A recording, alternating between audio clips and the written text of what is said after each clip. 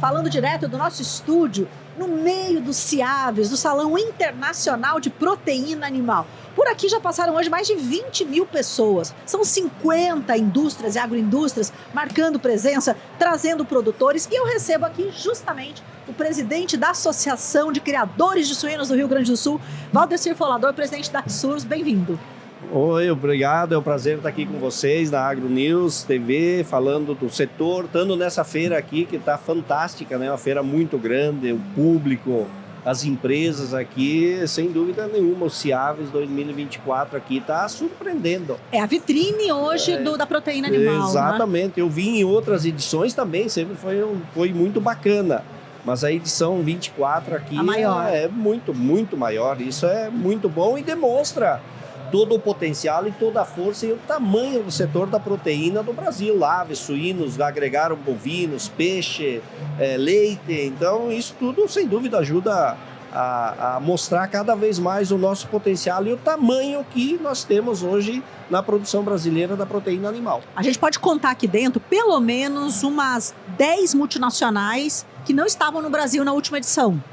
E aí você vê que tem um interesse, investimento de multinacionais aí centenárias que estão entrando no Brasil agora, né? É que os setores eles têm um potencial econômico muito grande, um potencial de investimento, de crescimento, de melhoria, de aplicação de novas tecnologias, seja na área da suinocultura, avicultura, bovinocultura, enfim, as outras atividades. Então é um setor que ainda, apesar de bem estruturado a campo, na produção, a infraestrutura, a questão da tecnologia, de ambiência, de trato com os animais, enfim, toda essa questão ainda ela está devendo um pouco. Então aqui é a oportunidade das empresas mostrarem, os produtores que aqui vêm, os técnicos, enfim, verem o que tem de tecnologia e de melhor das empresas que já estão e as novas que estão entrando. Então, é oportunidade para todos aí, diante do potencial grande que o nosso setor tem aí de investimento e de melhorias ainda a fazer. Nessa edição em especial, até diferente da última edição, a gente percebe assim, um clima, uma vibe muito boa no evento, que obviamente reflete o momento da avicultura, da exportação, da suinocultura. E aí eu vou para ti falar diretamente sobre suinocultura. A gente tem assim um cenário macroeconômico com China, a gente tem aí uma Europa sofrendo alguns boicotes, não aceita carro japonês, a gente não quer carne aqui, então tem um comprimento. E nisso tudo o Brasil se posiciona bem. Aí a gente tem assim, mais um Estados Unidos com uma eleição presidencial que, mais uma vez, oportuniza para o Brasil. Eu quero que você faça me fala o que você está vendo nesse cenário global que favorece o Brasil nesse momento. Olha, depois de 24 meses de um setor, no caso da suinocultura, a gente ter passado por muitas dificuldades econômicas, custos de produção altos, preços baixos, tanto de mercado interno quanto de exportações, mesmo quando nós olhamos o volume exportado desde de 2019 até agora, nós viemos crescendo. Mas pegamos aí um período de final de 21 até meados de 2023, nós tivemos bons volumes de exportação, só que preços pagos por essa exportação bastante arrochados. Então isso deixou de entrar dinheiro suficiente para que o setor pudesse se manter, cobrir seus custos, e o mercado interno também com dificuldade de preços, de consumo, mesmo vendendo, mas tendo que vender a preços menores, porque senão você encalha as vendas. Então o setor passou por um ajuste muito complicado nesses 24 meses. E agora, olhando um cenário externo, por exemplo, a gente vê aí México se abrindo novamente, Filipinas, há poucas semanas, habilitou plantas no Brasil, Rio Grande do Sul, uma série de outros países asiáticos também vindo para o Brasil, buscando a carne suína, suprir a sua necessidade. Eu vejo que nós temos aí, a partir desse segundo semestre de 2024, oportunidades fantásticas, tanto de volumes quanto de preços recebidos no mercado externo. Então, tem uma expectativa muito boa, um cenário positivo. Isso que tu fala, por exemplo, essa guerra comercial da China com a Europa, por causa dos carros elétricos. Sem dúvida alguma, isso vai nos beneficiar, beneficia o setor, beneficia a proteína brasileira. Então, acho que nós temos que aproveitar o momento. É que nem diz o meu amigo Beto da Libem, Quando se abrir uma porta para nós entrar, temos que se jogar dentro para que a gente possa ir agregando valor, agregando mais cliente e agregando oportunidades de mercado externo. Então, eu acho que aproveitar esse momento para a gente se consolidar cada vez mais como um grande produtor e um grande exportador de carne suína a nível mundial. Vou aproveitar para te perguntar, assim, né? Não tem como, né, Falador, a gente falar de Rio Grande do Sul e a gente não mencionar essa tragédia climática, né, que aconteceu recentemente. A gente viu imagens chocantes, né, de granja de suíno, de matriz que foi atingida. Foi medido já esse impacto na produção? Foi sentido? O sentido foi, mas digo, foi calculado já isso? Na verdade, Panti, se nós olhar pelo que aconteceu, as imagens, a dimensão, os deslizamentos, as enchentes aonde ela atingiu, sem dúvida alguma é muito impactante. Eu tive a oportunidade de visitar toda a região atingida, andei por toda aquela região, Estrela, Lajeado, a Serra Gaúcha, andei ali pela região do Rio Jacuí, naquela parte onde pegou mais agricultura e alguma coisa de pecuária. Então, realmente, o que as águas fizeram foi algo assim desproporcional. Olhando nas fotos, nos vídeos, na televisão, nas redes sociais, tu tem uma dimensão daquilo que aconteceu. Mas tu olhando ao vivo, indo lá no local, é muitas vezes mais impactante.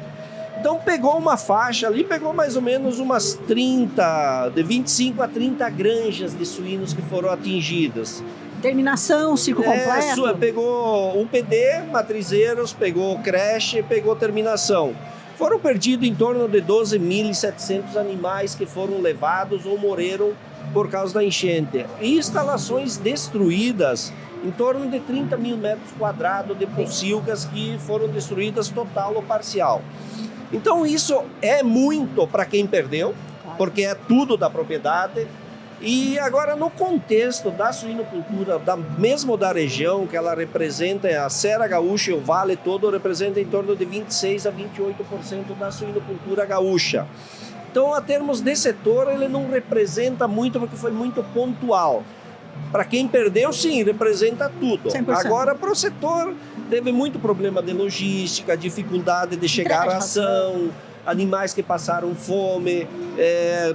Durante 15, 20, até 30 dias teve granjas que ficaram isoladas por causa de deslizamento, estradas. Enfim, mas localmente, assim como o setor, o impacto econômico ele foi mais no sentido da logística, de poder chegar às perdas depois do acontecido, do que propriamente o tamanho econômico de maneira geral, porque o setor no Rio Grande do Sul é muito grande naquela região e no estado também. Então, vamos dizer assim, ficou um pouco atenuado, mas para quem perdeu, sem dúvida alguma, é tudo, é muito.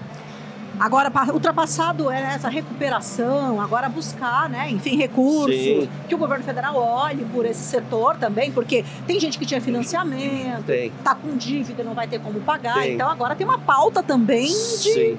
Vamos aguardar. Saiu uma medida provisória no último dia 31, se não me falha a memória, né?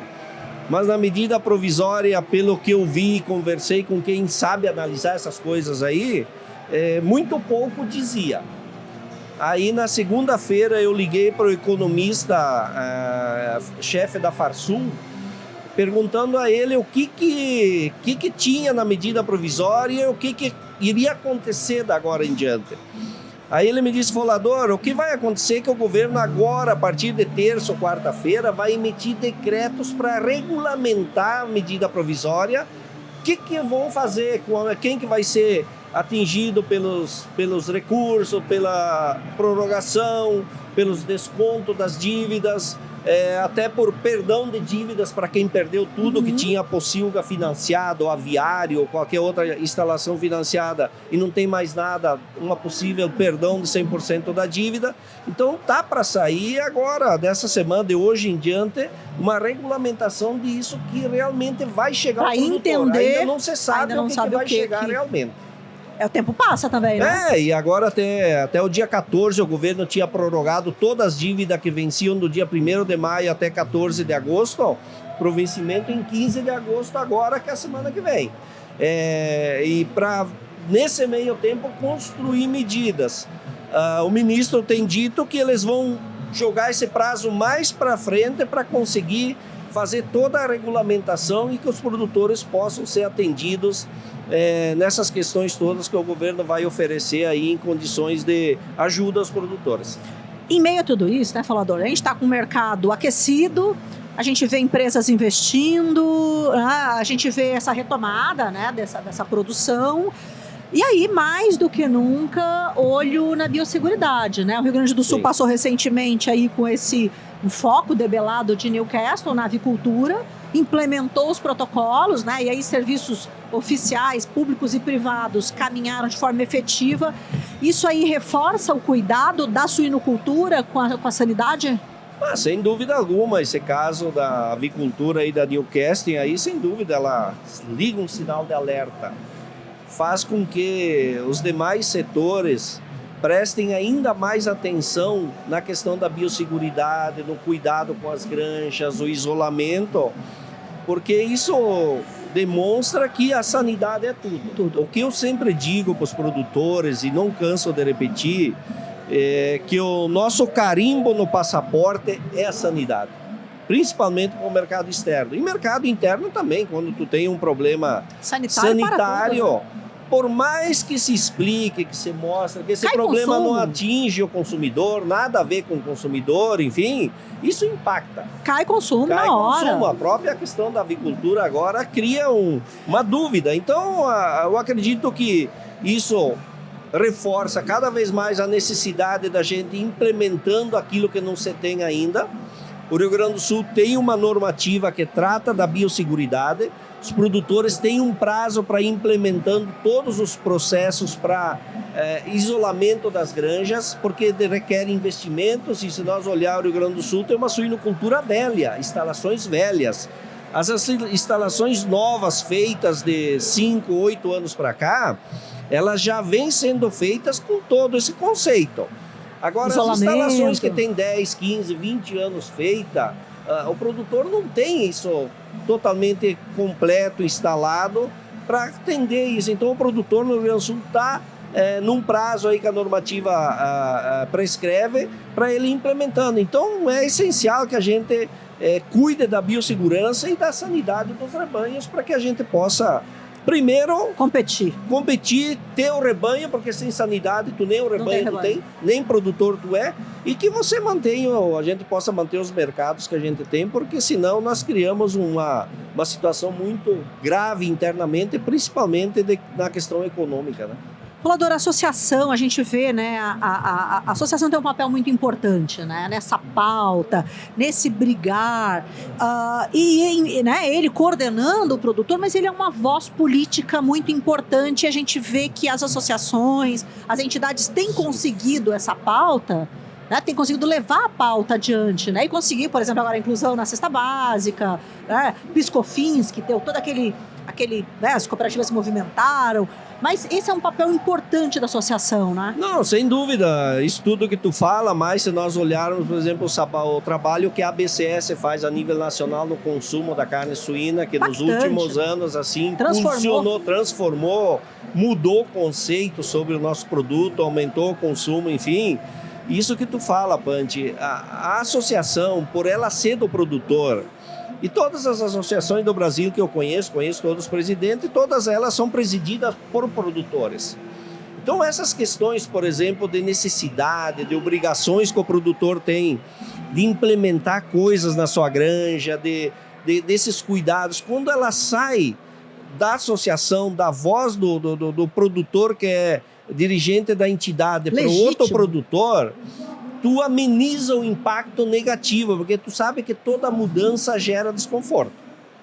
Por mais que o produtor lá no seu consciente mais profundo, ele saiba que não está errado, mas quando tu vai mexer no bolso, a renda já é apertada, ele precisa implementar mais coisas na granja, tu cria uma barreira. Então, quando nós, quanto entidades, como produtores, falamos para os produtores e eles veem que a entidade dele que está falando, sem nenhum interesse por trás disso, e sim olhando um contexto geral, o produtor acaba entendendo e aceitando de uma forma mais fácil ou criando menos resistência àquela necessidade de implementação de alguma medida, seja no quesito que for, para que a gente preserve a nossa produção, preserve os nossos rebanhos. Então, acho que as entidades têm um papel cada vez mais importante na representação política da porteira para fora, em todos os aspectos. Na outra ponta, ir lá falar, né? Exigir, na verdade exigir, né? Sim, exato. Dos deputados, dos senadores, por exemplo, de ministros, exigir. A criação das normativas, por exemplo, no Rio Grande do Sul, a normativa da biossegurança, ela foi criada entre a Associação de Produtores, de Indústria e o governo do estado. Não foi uma normativa que veio de cima para baixo. Ela foi construída linha a linha. O que é possível? O que é implementável? Porque nada adianta você fazer uma normativa, essa aqui é ideal. Mas e o que tu consegue longe implementar? Da realidade. O que tu consegue implementar? Aí tu vai punir o produtor porque tem coisas lá que são implementáveis na propriedade, porque tem um barranco, porque tem um morro, porque a granja é velha, porque foi construída lá há 15, 20 anos, não era um lugar adequado. Mas ela está construída aí, o produtor não vai desmanchar e começar do zero isso. Não é realidade. Não é a realidade, então tem que se adequar àquilo que existe para atender a necessidade exigida, seja pelo mercado ou pela proteção dos rebanhos. O futuro é bom, Falador? Você é otimista? Você está vendo Olha, Panty, eu vou te dizer que eu olho para frente agora, 24, 25, e eu tenho falado, hoje de manhã também tinha o painel empresarial, aí eu tenho conversado com o pessoal, até conversei com o pessoal das cooperativas do Paraná, e o que eu vejo? O que pode nos atrapalhar é um acidente sanitário, que nos atrapalha as exportações. Fora isso, eu vejo um setor mais maduro, um setor pensando muito antes de sair fazendo investimentos descoordenadamente, que nem aconteceu de 19 a 22. China. Um crescimento assim desordenado. Fazendo uma pesquisa na semana passada com as empresas de genética e com as empresas de equipamento, o que nós levantamos? Hoje está faltando leitoas para reposição, mas não é para aumento de plantel. Que as granjas estão apertando a reposição, deixaram de repor quando estava ruim, seguraram a matriz, uma cria a mais. Agora está todo mundo substituindo aquelas matrizes que não estão no processo ideal dentro da granja. As empresas de construção de granjas e de equipamentos, o que nos disseram? Olha, projetos novos nenhum. Tem alguns que estão na prancheta, que é para serem trabalhados até o final do ano, para que talvez o ano que vem sair alguma coisa ou outra aqui, ali ou acolá. Então eu vejo que nós vamos ter um crescimento, um crescimento ali de 1 a 2% por ano da suinocultura. É um crescimento que é absorvido pelo mercado interno e externo. Mas é um crescimento pé no chão, É um crescimento pé no chão. Então, de nada adianta nós crescer 10% na daqui produção 2 anos. e perder 10% na renda. Temos que produzir o necessário para atender e para ter renda para o setor ser viável. Então, eu sou otimista nisso, vejo que o setor está mais maduro. Vejo que 24 está se encaminhando muito bem, 25 tudo indica que teremos um ano inteiro bom pela frente. E 26 também, se esse crescimento vegetativo aí de 1 a 2% ao ano se permanecer e não se vê nada diferente disso por enquanto, eu vejo que nós temos um bom período aí e um mercado externo ávido para a compra da nossa carne suína. Então, eu sou otimista, mas com cautela, olhar para frente, buscar informações. Não cabe euforia, mas cabe otimismo. Isso, exatamente. Ser otimista, olhando um cenário positivo, mas sem euforia e olhar o que acontece lá na frente. Se nós olhar as exportações agora do mês de julho, passaram muito bons, de 130 mil toneladas por mês, né? Então isso é fantástico. Certo, muito obrigada. É bom ouvir boas notícias, boas perspectivas, tá? Eu acho que eu pelo menos sou um cara, eu gosto de vender as coisas positivas, mesmo que a gente esteja num período difícil, tenha que dizer as coisas como elas estão, mas nós não devemos colocá-las de uma forma exageradamente negativa. Nós precisamos mostrar para as pessoas que elas têm que olhar, o produtor tem que olhar por um aspecto positivo e de analisar as coisas para que ele não caia em nenhuma armadilha. Muito obrigada. Obrigado a vocês. Falador, sucesso. Obrigado. Teve Dia do Porco agora, foi sucesso. Foi o 48º lá em Charrua, reunimos lá mais de 1.200 pessoas, foi fantástico. Então, acho que estamos trabalhando bem, fazendo um bom papel e deixar o convite aqui para o pessoal virem na Expo Inter. A partir do dia 24 de agosto, a nossa casa lá, o nosso restaurante vai estar funcionando. Retomada a Expo Inter? Sim, vai estar aberto, vai estar funcionando durante toda a Expo Inter. Então, a Expo Inter vai ser feita justamente com o viés dessa retomada, de mostrar que nós estamos vivos, que é possível passar pelo que o Rio Grande passou, pelo que as pessoas passaram, mas nós temos condições de tocar a nossa vida, não na plena normalidade, mas nós mostramos que é possível recomeçar. Eu acho que ficar sentado chorando não vai fazer problema. É a Expo Inter da reconstrução. A Expo Inter da reconstrução, da retomada, enfim, eu acho que isso dá uma injeção de ânimo. Esse que é o propósito que todo mundo decidiu que tinha que se fazer a Expo Inter. Obrigado, Falador. Obrigado. Eu conversei com o Valdecir Falador, presidente da Axurs, falando direto do estúdio da AgriNews TV, direto do Ciaves.